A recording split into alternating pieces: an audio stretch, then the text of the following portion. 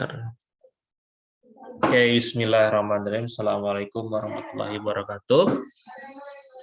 Pada pertemuan kedua ya, insya Allah kita akan bahas cara memilih penelitian. Ya, rangkaian penelitian. Tapi sebelum itu ada hal yang perlu saya bahas dulu, yaitu terkait dengan critical thinking. Jadi ini adalah salah satu yang harus kalian miliki, salah satu analisa terkait dengan berpikir kritis, ya. Jadi apa itu? Jadi kalau setiap penelitian itu, memulai penelitian itu dimulai dari critical thinking pada dasarnya, ya, di mana kita berpikir kritis. Ya, di sana nanti kita akan bahas analytical critical thinking, analytical thinking, apa perbedaannya nanti kita akan bahas.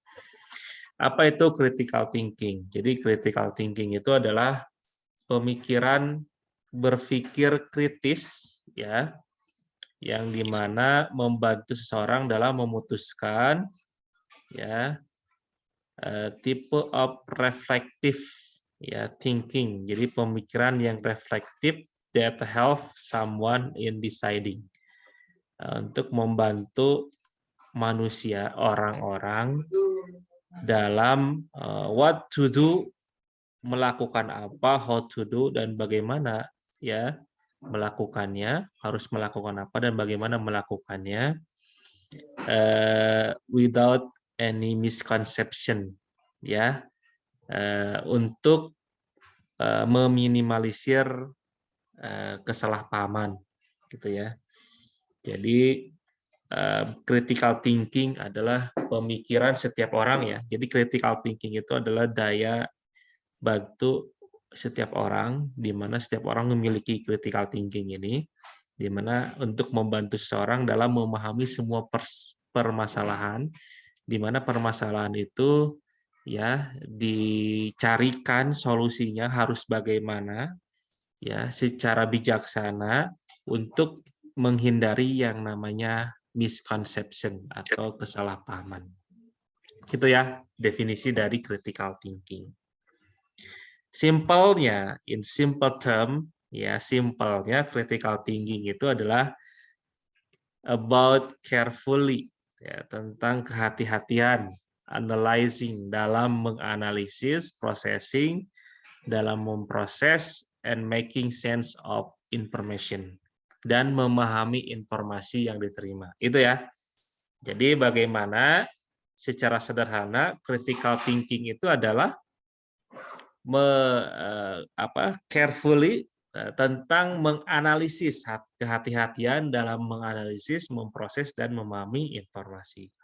Sehingga informasi yang didapat itu dapat diolah, ya, dijadikan sebagai sumber data dalam mencari solusi yang terbaik. Itu yang disebut dengan critical thinking. Jadi critical thinking sangat penting, ya, yang dimiliki terutama mahasiswa. Jadi mahasiswa itu nanti lulusannya kalian itu sebagai problem solver, ya. Jadi lulusan S1 itu kalian kalau sudah lulus dibentuk bukan sebagai operator. Sebagai operator itu bisa, kalau operator itu ya kayak lulusan SMK itu, kayak CS gitu kan. Kalau di ini CS, teller itu kan operator.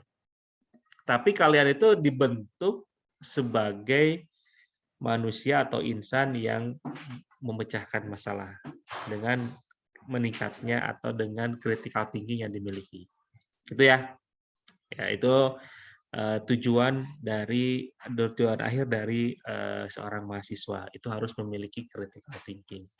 Ya, jadi kalian itu dibentuk bukan untuk sebagai operator, tapi dibentuk sebagai problem solver. Ya, itu.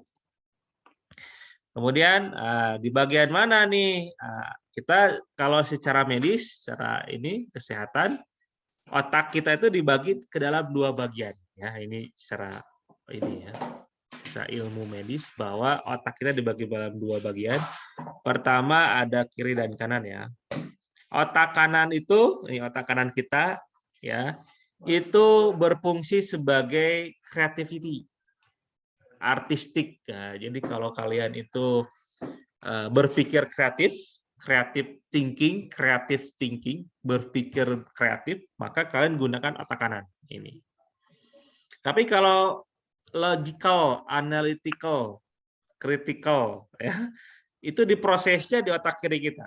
Maka kalau otak kiri itu perlu diasah dengan cara membaca, melihat, memahami, gitu ya, belajar, ya, untuk mengasah yang namanya logika kita, analytical kita nih dengan cara itu.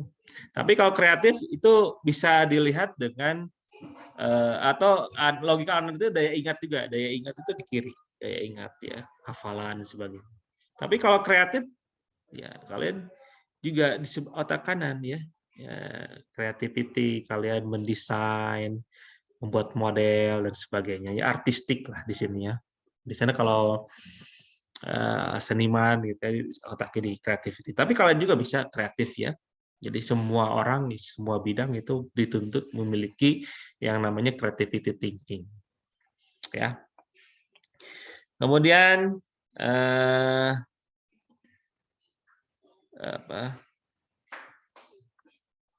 ini ya. Critical thinking berbeda dengan analytical thinking. Ya. Critical thinking adalah di sini ya, involve talking outside knowledge into account while evaluating information. Ya, dia melibatkan yang namanya mempertimbangkan pengetahuan dari luar. Ya, outside knowledge. Jadi dia menyerap informasi-informasi dari luar dan evaluating information. Ya, dia mengevaluasi semua informasi atau data yang dia terima. Itu yang disebut critical thinking pertama. Kemudian making a holistic judgment. Ya, using various source of information. Jadi menggunakan berbagai sumber informasi untuk menjudge, holistic judgment. Ya, jadi penilaian dari suatu kasus, suatu fenomena yang terjadi, itu dia menjudgmentnya, menilainya secara holistik atau dengan menggunakan berbagai data. Jadi dia nggak asal ucap doang, ya nggak asbun lah istilahnya kalau kita ya, nggak asal bunyi, tapi dia menyerap, menjudge suatu masalah itu dengan data. Oke, itu adalah critical thinking. Ya. Kemudian analytical thinking itu breaking down complex information into smaller part. Dia memecahkan informasi, breaking down yang kompleks ya menjadi bagian yang lebih kecil. Ya, jadi ada kasus ya, misalkan perbankan syariah, masalahnya banyak ya, manajemennya banyak, dari segi manajemen, sumber daya manusia, dari segi keuangan, itu banyak sekali masalah di sana. Kemudian kalian analisis sumber masalah itu, dianalisis, kemudian kamu bagi masalah itu dalam hal yang kecil-kecil. Ya, jadi kamu menyelesaikannya dari yang kecil dulu. Nah, itu bisa deskripsi makanya. Maka skripsi itu penelitian itu dia menyelesaikan masalah yang kecil. Ya, jadi kalau kamu menyelesaikan masalah yang besar, ya akan lama mengerjakannya. Ya, akan lama. Ya, karena penelitian itu idealnya ya sebenarnya kalau kita penelitian dasar gitu ya, kalau di dikti itu hibah-hibah 2 sampai 3 tahun. Ya, 2 sampai 3 tahun ya idealnya. Karena dia harus menjawab beberapa persoalan. Tapi kalau mahasiswa kan nggak, kasihan kapan lulusnya. Makanya kalian itu dikasih waktu 6 bulan, maka harus menjawab rumusan masalahnya itu yang kecil-kecilnya saja. Jadi di masalah yang besar, yang kompleks itu kalian analisis, kemudian kalian pecah satu persatu. Oh ini, saya akan membahas ininya saja. Nah, gitu ya. Nanti boleh bertanya. Kemudian seeks to review and break down the information gathered, di mana berusaha untuk meninjau, review, dan perincian informasi. Ya, jadi mereview informasi yang diterima. Ya. Makanya kalau misalnya di beberapa, kalau kita lihat pengumpulan data dalam penelitian kualitatif misalkan, maka si peneliti itu harus mencari data primer berupa wawancara misalkan. Wawancara narasumber siapa? Ya, tidak ada ukuran, tapi sebagaimana dengan narasumber itu dia bisa menjawab apa yang dia pengen tahu. Misalkan dengan 3 orang, 4 orang ya cukup. Dan dia harus mereview informasi itu. Jadi harus bawa alat rekam tuh. Jadi kalau itu nanti di sidang itu nanti ditanya, mana kalau wawancara, mana bukti wawancaranya, ya. Kemudian ada hasil wawancara direkam, kemudian bagaimana kamu cara menganalisa, mereview wawancara itu, bagaimana cara kamu menyimpulkan. Nah, itu nanti di sidang ya, nah, seperti itu. Jadi often the referred, jadi seringkali dikatakan bahwa pemikiran analitik itu atau analytical thinking itu sebagai logical thinking, ya, berpikir logis, ya, berpikir logis karena dia berpikirnya by data, ya, berbagai informasi yang diterima, kemudian informasi yang diterima itu dijadikan sebagai alat analisis untuk mereview. Ya, itu perbedaan dari critical thinking dengan analytical thinking. Kemudian critical thinking juga tidak sama dengan creative thinking, berpikir kreatif. Ya, critical thinking itu tadi berusaha untuk menilai validasi of something that already exists, di mana memvalidasi sumber informasi yang dia terima. Konvergen, bisa konvergen datanya, ya. Konvergen itu di mana data itu bisa berupa kualitatif, bisa kuantitatif, bisa digabungkan dua-duanya bareng, ya. Jadi konvergen itu adalah penyatuan dua data kualitatif dan data kuantitatif, kemudian diolah. Nah, itu konvergen. Kemudian berpikir probability, kemungkinan-kemungkinan yang terjadi. Makanya kalau di kuantitatif biasanya itu ada hipotesis. Ya, hipotesis berpikir probability. Jadi kira-kira ini kemungkinannya apa? Makanya kalau hipotesis kita berbicaranya if atau jika. Jika 0 lebih besar dari H, apa yang terjadi? H itu hipotesis ya. H sama dengan 0, apa yang terjadi? H bukan sama dengan 0, apa yang terjadi? Gitu. Itu statistik bermainnya. Itu berpikir kemungkinan yang terjadi atau probability. Tapi kalau creative thinking itu divergen sifatnya, mencoba sesuatu yang berbeda. Kalau tadi konvergen itu menyatukan dua informasi yang berbeda. Ada informasi, kemudian disatukan, dianalisis. Tapi kalau kreatif, dia harus beda dengan yang lain. Divergen. Ya, dan possibilities. Ya, ini berpikirnya possibility itu terjadi kemungkinan. Kalau probability kemungkinan yang terjadi berapa persen kemungkinannya. Nah, tadi ya pilihan probability. Tapi possible itu mungkin dan dia bisa terjadi. Jadi dengan berbeda itu dia menciptakan perbedaan yang dia ciptakan sendiri. Dan possible. Ya, possible itu ya sesuatu yang dia pasti terjadi. Ya, possible ya. Yang mungkin terjadi. Ya, gitu ya. Jadi creative thinking itu tries to create something new. Ya, mencoba menciptakan sesuatu yang baru. Ya, gitu ya. Analytical thinking tidak sama dengan critical thinking. Ya, jadi berbeda juga analytical thinking dengan creative thinking. Dari tukang shifting. Oh iya. Puntennya.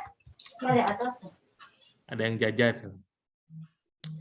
Analytical thinking itu adalah mencoba try to find similarity. Secepatnya untuk menemukan kesamaan between the problem and previous experience. Ya, mencoba untuk menemukan kesamaan antara masalah dan sebelum dan pengalaman. Ya, experience pengalaman. Ya. Jadi mencoba memahami, menemukan kesamaan antara masalah yang dihadapi dengan historical sebelumnya atau pengalaman penelitian sebelumnya dibandingkan. Analytical thinking bisa jadi. Makanya kalau di skripsi kalian harus salah satunya adalah memunculkan penelitian sebelumnya. Yaitu sebagai bahan analisa kalian. Jadi kalian ketika sudah membuat analisa, misalkan ada satu kasus, kalian sudah memulakan wawancara, kemudian ada dokumentasi, observasi, kemudian kalian simpulkan apa yang kalian observasi itu, apa wawancara itu, kemudian kalian menganalisis itu. Caranya adalah dengan cara bisa membandingkan dengan kasus yang serupa sebelumnya. Dari pengalaman sebelumnya, begitu ya. Kemudian, ya Pak, analytical thinking itu adalah a very effective way atau cara yang sangat efektif untuk menyelesaikan sebagian besar masalah yang kita hadapi. Ya. Jadi memang dengan kita memiliki analytical thinking itu ada salah satu cara agar kita bisa menyelesaikan masalah. Baik itu di dunia kerja ya atau di permasalahan sehari-hari dan sebagainya. Kalau creative thinking itu berbicara ketertarikan, interest. Jadi kalau kita berpikir kreatif itu ada ketertarikan dalam diri kita pada hal-hal yang ambigu, inconsistent, difference, dan samar. Ya, vague and odd itu yang samar, yang sesuatu yang belum bisa dibayangkan oleh orang. Jadi berpikir kreatif itu ke sana. Jadi mencari sesuatu yang baru lah intinya ya, yang belum pernah ada sebelumnya. Looking forward to find novel solution. Nah, menantikan untuk menemukan solusi baru. Makanya kalau di PKM ya, kalian pernah ya ikut PKM, program kreativitas mahasiswa. Jadi kalau sekarang kalian mau ikut juga nggak apa-apa, silakan. Bentar ya, bentar, kayaknya habis baterai. Bentar ya.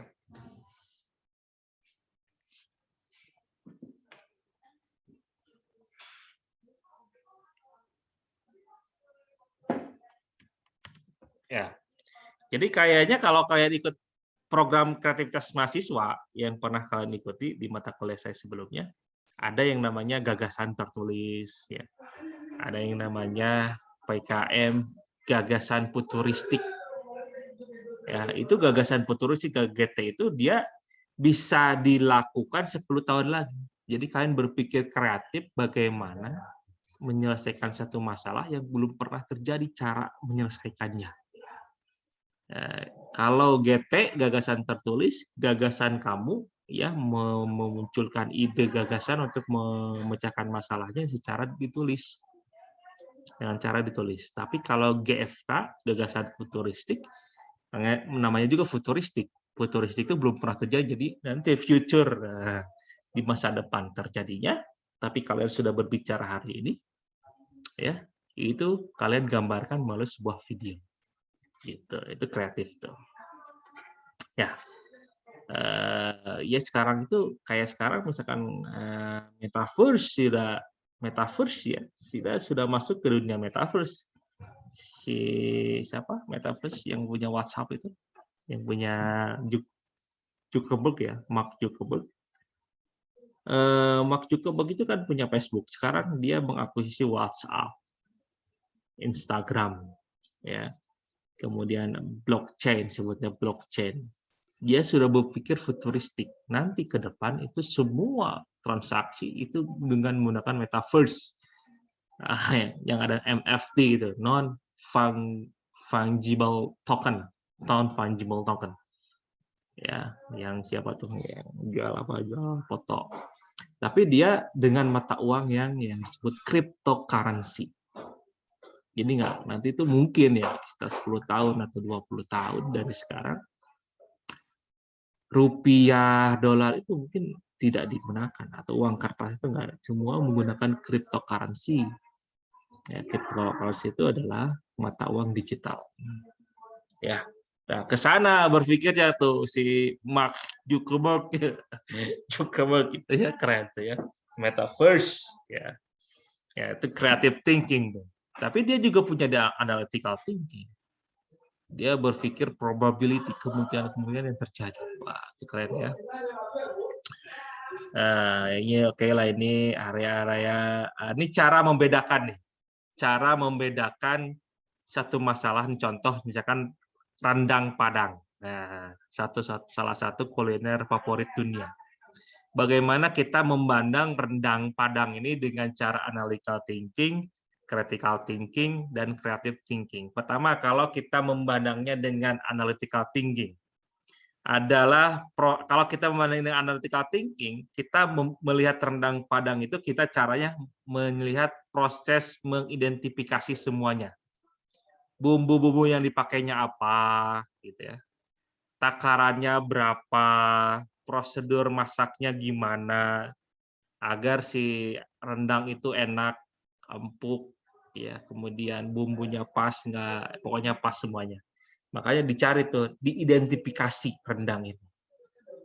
Bumbunya berapa, apa aja sih bumbunya, berapa takarannya, dan sebagainya, cara memasaknya gimana. Itu cara berpikir analytical thinking. Kemudian cara berpikir critical thinking. Proses menentukan kriteria apa saja yang dapat digunakan untuk menentukan enak tidaknya masakan Padang, rendang ini. Itu berpikir kreatif. Jadi nanti kriteria apa saja, nanti kalian bikin kriteria. Kriteria apa saja yang menentukan rendang Padang ini enak. Apakah yang menentukannya dagingnya, jenis dagingnya, nah gitu. Apakah yang menentukan itu bumbunya? Bumbunya apa? Apakah cabenya? Apakah santannya misalkan? Apakah, nah inilah pokoknya bumbunya saya nggak tahu ya, itu ya. Ataukah cara memasaknya yang menentukan enak enggaknya Padang ini, rendang ini? Cara memasaknya, apakah masak kudu 10 jam yang menentukan, ataukah 5 jam? Nah, gitu. Nah, itu berpikir critical thinking, ya. Nah, sekarang berpikir creative thinking adalah proses mengembangkan ide. Bagaimana membuat rendang Padang super yang lebih enak. Jadi bagaimana caranya ya agar rendang Padang yang saat itu kita kalahkan rasanya dengan rasa yang baru, yang lebih enak dari yang sekarang. Ya, gitu. Dan itulah pokoknya rendang Padang apa gitu ya. Nah, pokoknya itu cara berpikir kreatif. Itu paham ya? Jadi kita berbicara rendang Padang, kemudian kita berpikir dengan 3 analitik, dengan 3 thinking, berpikir, cara berpikirnya. Nah, kemudian contoh research proposal, misalkan ya. Apakah kualitas riset proposalnya saya berada di kelas? Nah, nanti kalian bisa menentukan apakah riset proposal saya itu levelnya dari mana. Level S1, S2, S3, atau level SMA, atau level yang tugas artikel doang. Jadi kalian bisa menentukan. Harus menentukan, oh ini level S1. Apakah kriteria riset proposal dengan kualitas S3? Kalian harus bisa menentukan. Kemudian bagaimana meningkatkan riset proposal agar mencapai kualitas S3. Nah, contoh itu ya. Jadi critical thinking adalah sebuah keterampilan. Ya. Sebuah skill learn and sharpen over time, ya, sebuah skill dalam mempelajari, ya, untuk berpikir dia lebih baik dari sebelumnya, ya. untuk menghasilkan sebuah keputusan yang lebih baik, to make better decision. Kebiasaan yang meningkatkan kebiasaan yang dapat meningkatkan meningkatkan berpikir kritik. Pertama adalah ketika asumsi yang digunakan, kalian harus membuat pertanyaan-pertanyaan, question assumption, alasan yang bernalar, dan yang ketiga terbuka bagi pemikiran yang berbeda. Jadi kalian itu harus terbuka, ya, harus banyak baca dan sebagainya. Jadi jangan menyalahkan, oh ada berpikir gini, disalahkan yang berbeda dengan kalian. Ya.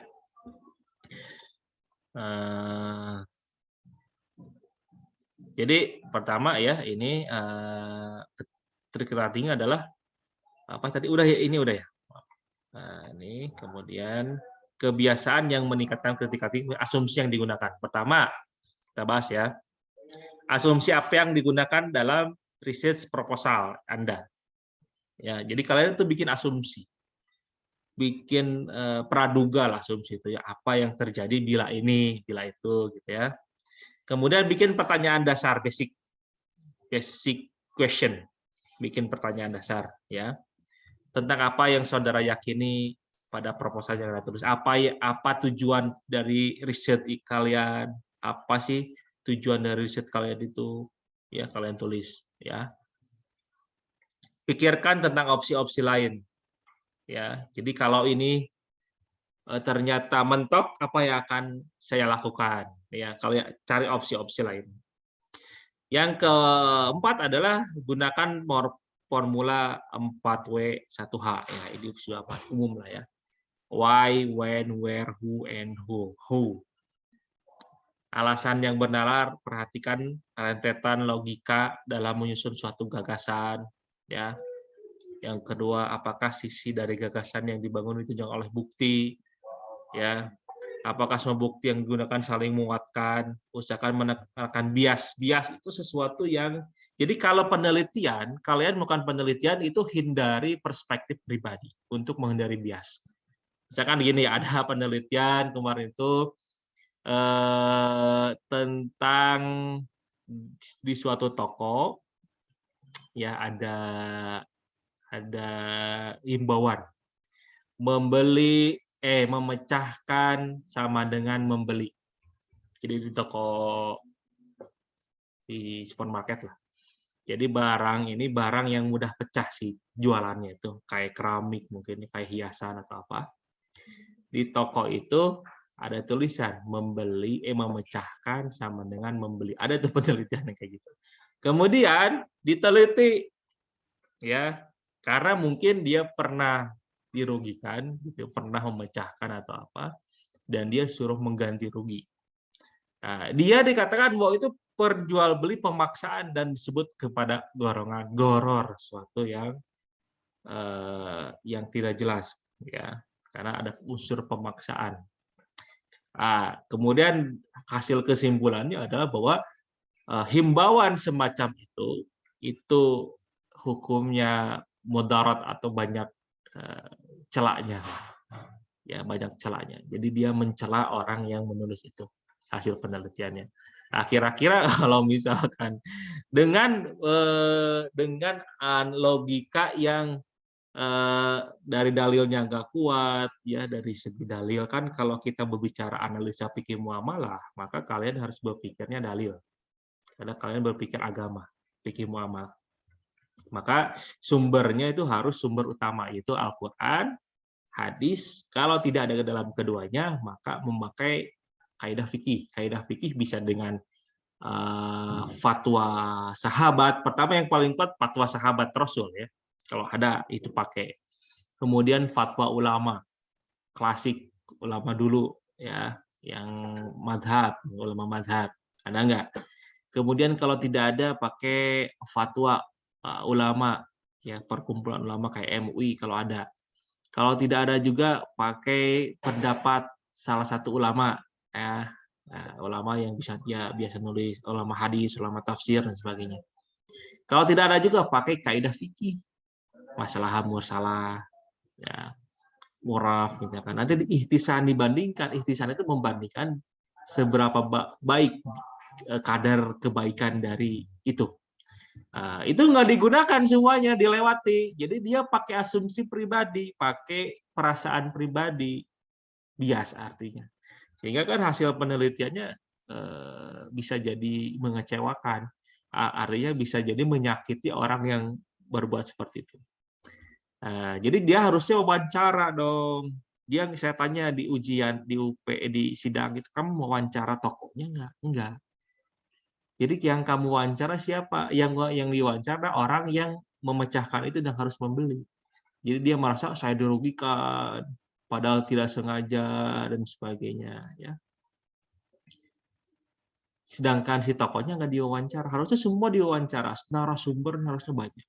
Kenapa sih Anda itu menulis himbauan seperti itu? Nah, gitu ya. Kenapa Anda itu harus menulis itu? Kemudian tanya ahli, tanya pakar, bagaimana himbauan seperti itu boleh atau tidak? Sah tidak jual belinya? Kalau misalkan itu kan berarti dia masuknya ke jual beli tidak, atau masuknya ada nggak denda, masuknya denda atau jual beli yang seperti itu. Nah, gitu ya. Nah, ini berpikirnya makanya kualitatif itu agak susahnya di sana. Jadi memakai critical thinking-nya harus benar-benar, nalarnya harus benar. Nanti dibuktikan di sidang. Jadi kalau kalian tidak bisa membuktikan itu, ya hasil penelitiannya tidak bisa nanti direkomendasikan. Hasil penelitian saudara itu tidak bisa dijadikan rekomendasi atau cacat secara penelitian. Ya, karena kalian melanggar etika penelitian dan melampaui, artinya bahwa hasil penelitiannya bias. Bias itu sesuatu yang tidak pasti. Nah, bias terjadi karena memakai asumsi pribadi. Jadi kalau penelitian itu kalian harus netral, tidak boleh mendukung salah satu pihak, harus netral. Ya, objektif lah, jangan subjektif. Yang ketiga adalah terbuka bagi pemikiran berbeda. Ya, berpikir out of the box untuk mendapatkan sudut pandang yang berbeda. Makanya gitu. Makanya cari tahu yang banyak. Jadi jangan dari sudut pandang satu, dari pembeli aja ditanyanya. Jadi kalian harus tanya dari berbagai sudut pandang, dari konsumen, dari penjual, dari orang lain yang menilai, yang melihat itu. Menurut orang lain kayak gitu boleh nggak ya? Kemudian tanya ulama, tanya ahli, tanya siapa, akademisi.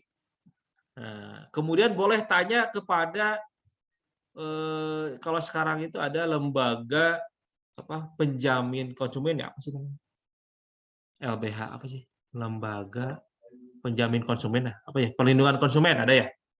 Tanya kayak gitu boleh nggak secara undang-undang hukum di Indonesia berlaku? Nah, gitu dong.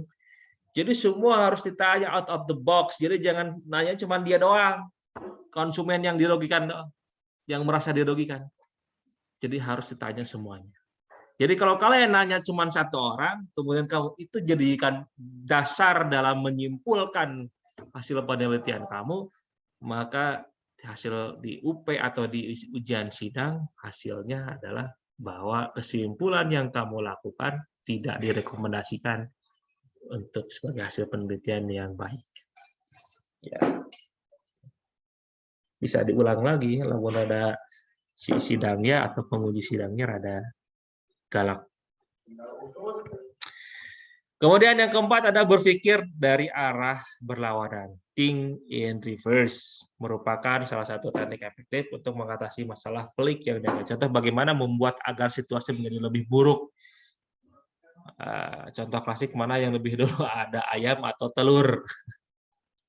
Jadi ayam dulu telur ya, ayam dulu telur dulu ya. Itu berpikir. Jadi kita berpikirnya terbalik.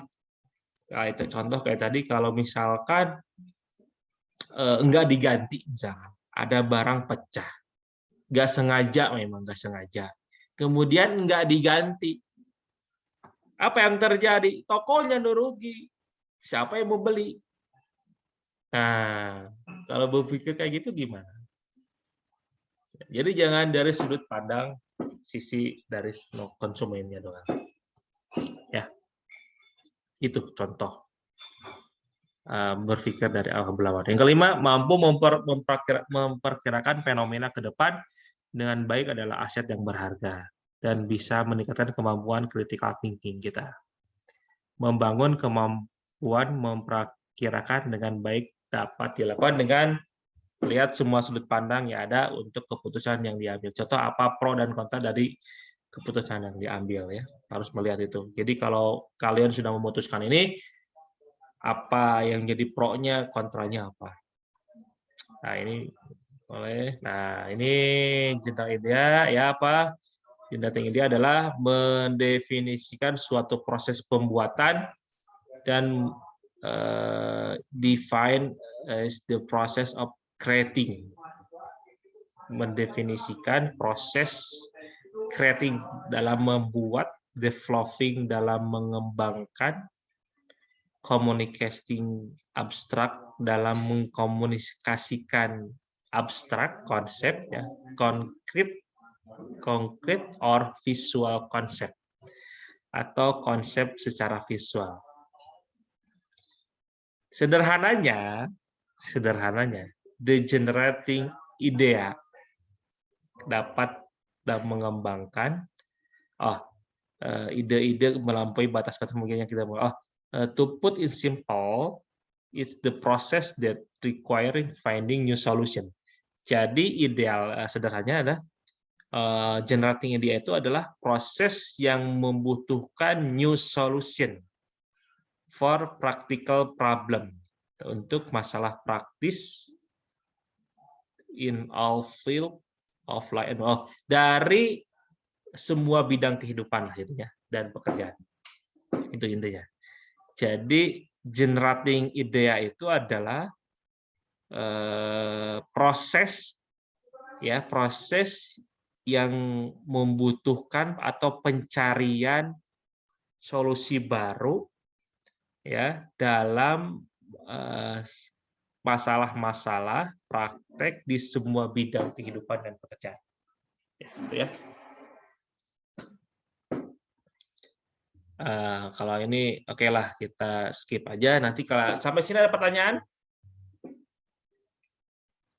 Ini ada berapa orang? Pak, ingin bertanya Pak. Boleh. Ya, tadi kan sudah dijelaskan ya bagaimana critical thinking, analysis thinking. Nah, sekarang pertanyaannya bagaimana sih Pak untuk memunculkan critical thinking ini? Critical thinking gitu Pak. Terus tadi juga menanggapi perihal kita tuh harus memecahkan masalah yang sebelumnya belum ada nih. Nah, kalau misalkan dalam penelitian nanti Pak, contohnya saya skripsi, misalkan masalah ini sudah ada yang sudah ditemukan gitu jawabannya. Cuman kan berbeda nih perspektifnya gitu. Misalkan dari Imam Syafi'i, nah aku misalkan pakai Imam Maliki gitu. Itu gimana Pak? Ya bisa. Tadi bagaimana pertanyaan pertama, bagaimana cara menumbuhkan critical thinking. Pertama, yang paling dasar adalah kalian menyerap berbagai informasi dari luar. Gitu ya. Jadi sebagaimana caranya kalian dapat menyerap berbagai informasi dari luar ya, data-data, dengan cara baca informasi, baca berita. Kalau kata saya, salah satu cara saya itu berpikir kritis saya adalah ketika saya tiap hari kalau dulu saya zaman kalian, dari SMA saya senang baca koran. Setiap hari kalau nggak baca koran itu kayak ada yang kurang. Apa semua dari depan sampai belakang saya baca koran. Dari politik, ekonomi, budaya, olahraga ya. Yang paling senang olahraga sih waktu itu. Saya baca ya. Tapi karena sekarang jarang koran, saya sejak kuliah, sejak pertama ada Twitter, saya Twitter tiap pagi.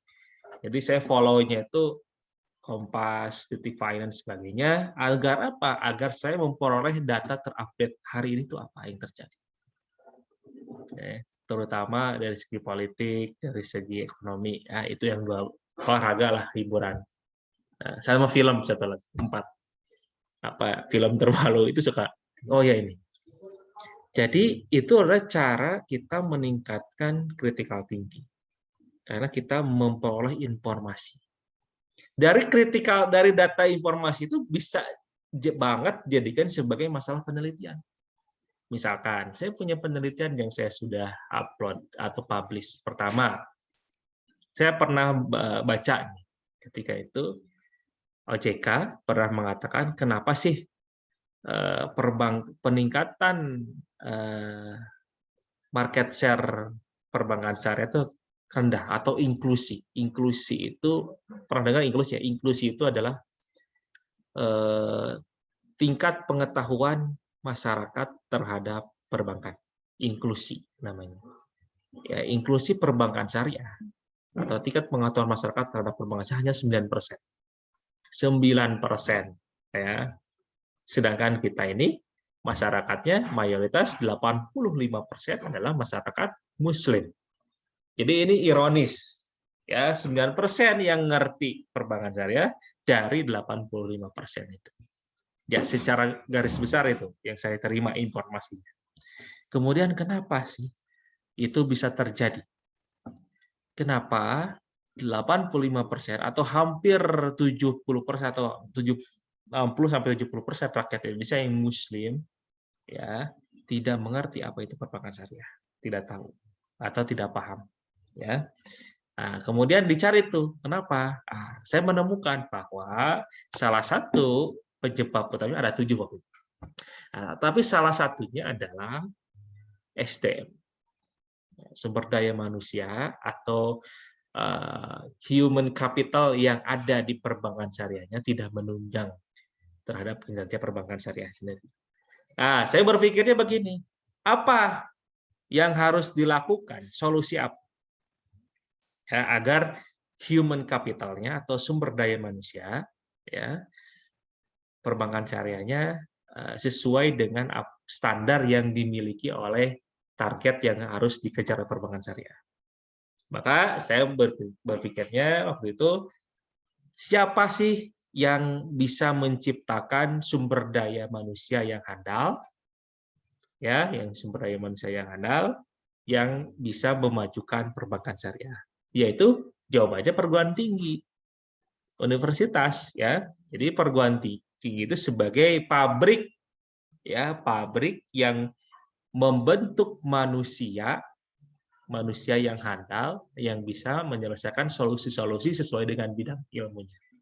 Maka saya bikin tuh penelitian apa saja kriteria lulusan ya waktu itu lulusan yang harus dimiliki oleh perbankan syariah, lulusan perbankan syariah. Itu saya ajukan ke LPPM dan alhamdulillah lolos ya. Saya bikin ada.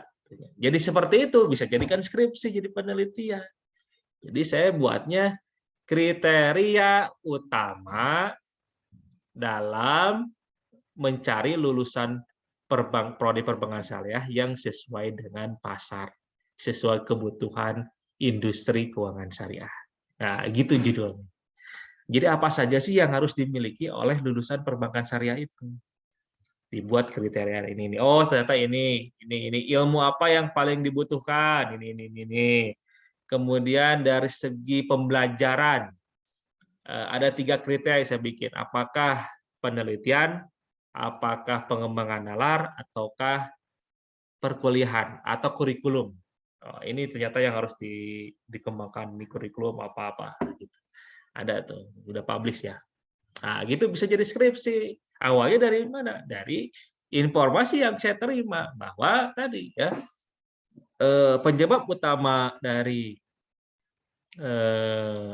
penyebab utama dari rendahnya inklusi perbankan syariah disebabkan oleh human capital atau SDM dari perbankannya sendiri. Gitu. Informasi itu yang saya terima, kemudian saya mencari solusi apa yang harus dilakukan oleh perbankan, terutama oleh perguruan tinggi, karena perguruan tinggi adalah sumbernya. Jadi sumber dari mencetak manusia handal ya adanya di perguruan tinggi, di mana lagi? Ya gitu. Ya itu contoh ya. Itu contoh cara berpikir critical thinking. Jadi bisa banget ya kalian cara berpikirnya bagaimana Pak kalau sudah ditemukan sebelumnya tidak apa-apa asalkan ada novelty tadi saya katakan. Misalkan ada permasalahan terkait dengan jual beli yang sebelumnya pernah ada. Kalian teliti lagi. Nah, kemudian kalian cari novelty-nya atau perbedaan dari penelitian sebelumnya. Jadi penelitian sebelumnya itu sangat penting kalian sampaikan di dalam proposal. Pertama, untuk alat kalian dalam menganalisis. Nah, misalkan begini, ada kecelakaan pesawat. Ya, kecelakaan pesawat di kemarin itu yang terbaru apa ya? Sriwijaya. Betul ya? Tahun berapa ya? Kemarin. Nah, kemudian polisi atau apa ya sebetulnya? Tim SAR lah ya, tim SAR itu pesawatnya kalau saya jatuhnya di laut. Ya, tim SAR kemudian mencari metode yang pas dalam pencarian korban. Untuk mencari metode itu, tim SAR bisa melihat pengalaman sebelumnya ketika kecelakaan Lion Air atau kecelakaan AirAsia sebelumnya, sama-sama di laut. Ya, gitu kan? Oh, ternyata cara yang efektif dalam mencari korban seperti ini. Nah, itu contoh kenapa kita harus memakai penelitian sebelumnya atau pengalaman orang lain yang kita gunakan sebagai referensi dalam memecahkan masalah. Oh, ternyata cara yang efektif itu gini. Oh, dulu kayak gini nih. Oh, efektif gak ya? Berapa jam ya? Kira-kira berapa lama? Atau misalkan cara kalau forensik itu mengidentifikasi korban kalau udah ketemu. Kan kalau udah ketemu, mohon maaf, kan si fisik mungkin udah tidak dikenali. Ya, mungkin ataukah udah gimana kondisinya. Nah, cara agar mengidentifikasi yang paling cepat apa? Apakah dengan DNA ataukah dengan rambut, dengan gigi gitu. Si dokter forensik itu metode-metode yang bisa digunakan ya dalam mempercepat proses itu dengan cara melihat histori atau pengalaman sebelumnya. Nah, sama juga dengan tadi. Kita ada masalah di perbankan. Oh, ada kasus sengketa. Misalkan kalian menganalisis sengketa ekonomi syariah antara nasabah di Bank BNI Syariah. Misalkan. Kemarin soalnya ada BNI. Belum BSI waktu itu, adanya BNI Syariah. Jadi dia BNI Syariah itu berselisih antara nasabah dengan banknya. Kemudian jaminan yang dijadikan jaminan garansi yang dijaminkannya berupa tanah, ada 2 tanahnya itu dijual oleh BNI gitu tanpa kesepakatan, tanpa izin dari si nasabah. Kemudian si nasabahnya itu menggugat ke pengadilan ya agama, tapi dia menangkan oleh BNI. Ditangani oleh BNI. Ya, nah ini kalian boleh menganalisis, boleh tidak nih? Ada kemarin itu menganalisa terkait dengan putusan pengadilan. Kira-kira putusan pengadilan ini boleh tidak si bank menjual aset garansi atau aset jaminan yang dijaminkan oleh nasabah tanpa ada izin nasabah kalau misalkan terjadinya wan prestasi. Ternyata kalau secara hukum itu pertama memang tidak boleh dijual langsung. Perlu ada yang namanya restrukturisasi atau namanya restrukturisasi itu adalah kesempatan yang diberikan bank kepada nasabah untuk memperbaiki itunya pembiayaannya. Ya, misalkan jadwalnya ditambah atau misalkan selain jadwalnya ditambah, misalkan dari 4 tahun jadi 6 tahun, yang menghasilkan bahwa cicilannya tiap bulannya berkurang. Yang kedua adalah adanya akad baru, bisa juga, atau misalkan ditambah itu apa namanya? saya lupa, ditambah pembiayaannya misalkan ya. Nah, gitu. Dengan berbagai restrukturisasi lah, kalian kalau sudah belajar cara penyelesaian sengketa bisa. Kemudian dianalisis tuh oleh mahasiswa itu, ternyata hasilnya bahwa ada ya mungkin ada perbedaan putusan itu dengan undang-undang lah. Jadi si hakimnya terlalu terburu-buru atau apa. Ini bisa dijadikan sebagai bahan banding oleh si nasabahnya. Nah, sebelumnya gimana? Ada nggak yang percis sama kasusnya sama, misalkan, yang ternyata pada yang di kasus sebelumnya dimenangkan oleh nasabah, misalkan. Ternyata di penelitian sebelumnya bahwa kasus semacam ini ada, tapi dimenangkan oleh nasabah, bukan oleh bank. Gitu. Jadi kan bisa sebagai bahan analisis. Gitu. Ya, itu contoh ya. Jadi kalau sudah ada sebelumnya, kalian meneliti lagi, tidak apa-apa terjadi. Tapi yang terpenting kalian harus ada novelty tadi, kebaruan. Ya, kebaruan. Kalau studi kasus tidak jadi masalah. Studi kasus tidak jadi masalah ya. Jadi kalau kasus itu asalkan kasusnya terjadi ada, kalian bisa menganalisa, bisa jadikan sebagai masalah penelitian. Meskipun sebelumnya pernah terjadi, tidak jadi masalah. Yang penting adalah kalian metodenya, cara berpikirnya bisa berbeda. Oh, ternyata sehingga analisanya, kesimpulannya bisa berbeda dengan sebelumnya. Gitu. Ya. Bisa menjawab tadi ya, semoga. Ada lagi pertanyaan? Jadi sekarang kalian boleh ya mencari masalah penelitian. Kalau kualitatif ya tadinya saya mau ini juga sih men-share materi hari ini ya, salah satunya yang cara memilih rancangan penelitian ya. Ini ada tugas juga sih, tugas ya nanti 1 minggu kalian kerjain. Jadi di sini ada riset design, ada 3 ya, 3 jenis perancangan penelitian, ada kualitatif, ada kuantitatif, ada metode campuran. Jadi kualitatif itu cirinya eksplorasi. Makanya kalau kualitatif datanya harus primer. Sekali lagi ya, data kualitatif harus primer. Kalian harus ke lapangan. Tidak boleh sekunder. Ya, harus primer dan kalian harus terjun lapangan. Harus wawancara narasumber wawancaranya. Harus observasi. Ya, gitu. Jadi tidak boleh kalian nyuruh orang untuk wawancara, gimana nyuruh orang? Ya, nggak boleh. Agar apa? Agar kalian mengeksplor kasus itu. Jadi ada kasus, kalian eksplor pokoknya.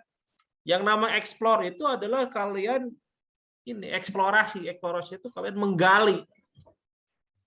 menggali sumber-sumber informasi sedetail-detailnya, sehingga dari eksplorasi itu kalian menghasilkan informasi yang akan dianalisis. Tapi tujuannya bukan untuk merendahkan salah satu pihak atau menyalahkan salah satu pihak, jangan. Tujuannya untuk dijadikan sebagai referensi dalam menyelesaikan masalah. Kayak tadi, misalkan pemecahan masalah BNI dengan nasabah BNI Syariah. Tujuannya jangan mau menyalahkan BNI Syariah, jangan mau menyalahkan hakim. Tapi tujuannya kalian berikan referensi penyelesaian masalah. Agar nanti membantu hakim, membantu BNI-nya, membantu nasabahnya dalam bagaimana harus berbuat.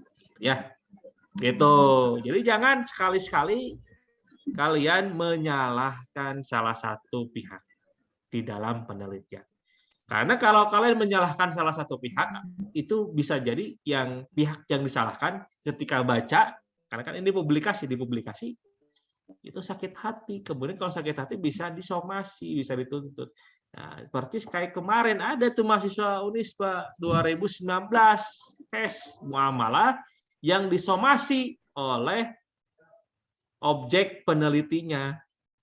Karena membahas apa coba? Membahas terkait judulnya tuh etika pemasaran yang dilakukan oleh influencer atau influencer apa?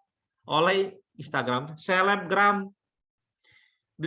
Di dalam abstraknya itu disebutkan nama selebgramnya siapa, perempuan siapa. Kemudian dia itu menyorot bahwa si selebgram ini ketika memasarkan produknya itu tidak melihat etika katanya. Jadi memasarkan sesuatu yang salah.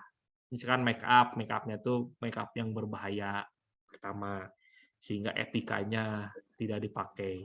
Kemudian jilbabnya tidak islami. Tidak menutup dada, jilbabnya tidak dijulurkan. Itu hasil penelitiannya. Tidak islami selebgramnya. Ketika dibaca sakit hati dia. Itu suaminya yang marah. Datang ke sini somasi. Kalau nggak minta maaf, saya akan melanjutkan ke pengadilan. Atau angkatan 2015 tuh ada. Saya nggak bohong. Pembimbingnya tahu siapa? Ada. Dari pembimbingnya itu adalah dosen syariah. Ya, jadi jangan sampai seperti itu. Oke. Kemudian kualitatif, kalau kuantitatif menguji teori. Tadi ya. Jadi kalau kuantitatif sifatnya bukan explore, tapi explain, menjelaskan. Jadi menjelaskan suatu data. Oh, ini data ini apa sih maksudnya dijelaskan. Makanya kalau kuantitatif itu diuji teori itu, diuji ya, teori variabel, ada variabel. Variabel itu apa sih? Variabel itu adalah teori yang memiliki indikator. Ya, misalkan kayak keuntungan profitabilitas, berarti teori profitabilitas. Untuk mengukur profitabilitas kan ada dengan ROE, ROA, dan sebagainya. Ya, tuh, ada variabelnya. Nah, makanya kalau kuantitatif sangat erat dengan angka. Tapi kalau bagaimana Pak kalau kuantitatif nggak angka kayak deskriptif, maka ada kayak kuesioner itu kan deskriptif. Itu makanya ada skala Likert. Ya, skala Likert itu di mana ada 5 sangat suka, 4 suka aja, 3 cukup. Nah, itu makanya tapi di angka skala Likert. Ya, tingkat kepuasan juga kan kualitatif itu, deskriptif datanya. Tapi dijadikan sebagai skala nantinya, ada indikatornya. Ya, itu kualitatif itu sekelas saja, nanti saya akan jelaskan lebih rinci lagi karena waktu. Kalau campuran ini nanti melibatkan beberapa pengumpulannya bisa bareng, bisa berbeda-beda, bisa sama-sama. Ini kalau nggak salah ini tugasnya ini ya. Ini kalau nggak salah. Apa itu philosophical worldwide, research method, ada desain, ya nanti di kalian boleh cari ya. Seminggu waktunya. Nah ini juga kalian harus cari, ada 4 pandangan dunia, world view. Ada post-positivism, apa itu constructivism, apa itu transformatif, apa itu pragmatism, apa itu. Nanti kalian tugas. Nah ini juga rancangan penelitian ada 3, ada kuantitatif, ada kualitatif, ada mix method. Kuantitatif ada eksperimental, ada non-expert survey ya, CHES survey, longitudinal design. Kemudian kualitatif ada naratif research, fenomenologi, grounded theory, etnografi, dan case study. Nanti saya akan bahas lebih lanjut ya. Mixed method ada convergent, ada explanatory, sequential. Explanatory itu berarti dia kuantitatif dulu baru kualitatif. Tapi kalau exploratory kebalikannya. Kuantitatif dulu baru kualitatif, kualitatif dulu baru kuantitatif. Kalau convergent barengan. Nah, ini ya metode penelitian. Oke, itu yang bisa saya sampaikan ya. Ini bisa karena waktu ya kita boleh bertanya di forum. Ada pertanyaan, saya buka 5 menit deh. Cukup? Cukup. Nanti minggu depan kita akan belajar namanya peta literatur. Nanti itu tugas juga minggu depan ya. Kita akan bikin peta literatur. Oke, kalau tidak ada pertanyaan tidak? Cukup, saudara-saudara? Cukup ya. Cukup, Pak. Oke, semoga bermanfaat hari ini. Kita akan bahas lagi nanti ya cara berpikir membuat penelitian ya. Jadi penelitian itu gampang, nggak susah, gampang. Saya recordingnya saya stop dulu.